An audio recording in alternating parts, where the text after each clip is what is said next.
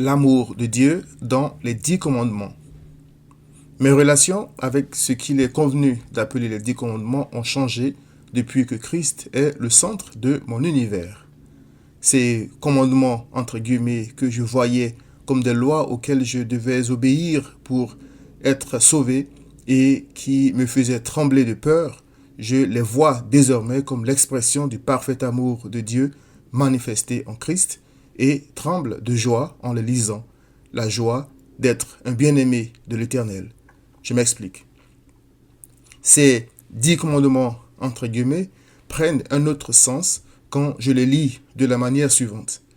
Parce que je t'aime, tu n'auras pas d'autre Dieu devant ma face. Exode 20, verset 3. Ainsi, au lieu d'y voir une menace, je me dis, ok, le Seigneur m'aime tellement qu'il ne veut pas me partager. Je m'en réjouis et m'engage, entre guillemets, à n'aimer que lui. L'Éternel est un Dieu jaloux. Exode 20, verset 6, parce que son amour est parfait. Sa jalousie est le souci de préserver du mal ceux qu'il aime tant. En lisant « Tu ne commettras point d'adultère » verset 14, je voyais un autre commandement et non l'immense amour de l'Éternel qui ne trahit jamais.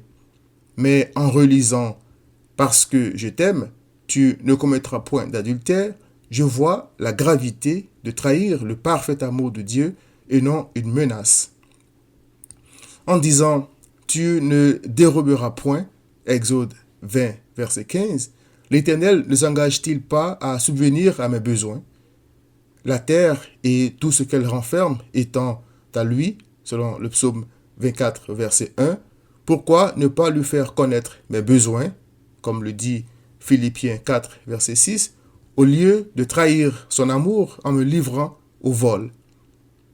Je lisais ces 10 commandements, entre guillemets, croyant qu'ils avaient pour but de me sauver, alors que j'étais incapable d'aimer Dieu de tout mon cœur, de toute mon âme et de toute ma pensée, selon Matthieu 22, 37.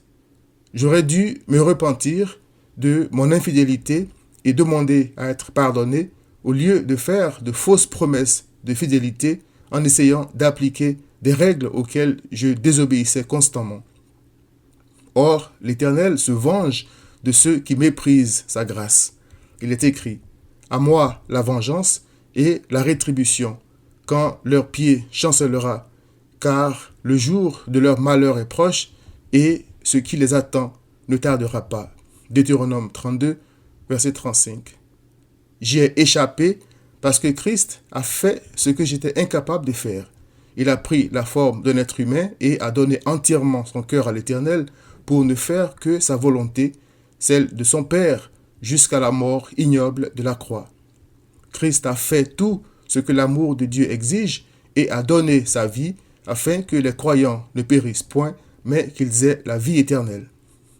Chers amis, les autres commandements témoignent de l'amour profond qui a poussé Christ à se sacrifier pour sauver des infidèles.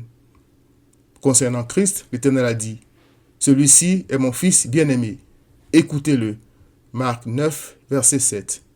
Il est écrit, « L'honneur est donc pour vous qui croyez, mais pour les incrédules, la pierre qu'ont rejetée ceux qui bâtissaient, c'est-à-dire Christ, est devenue la principale de l'angle. » 1 Pierre 2, verset 7.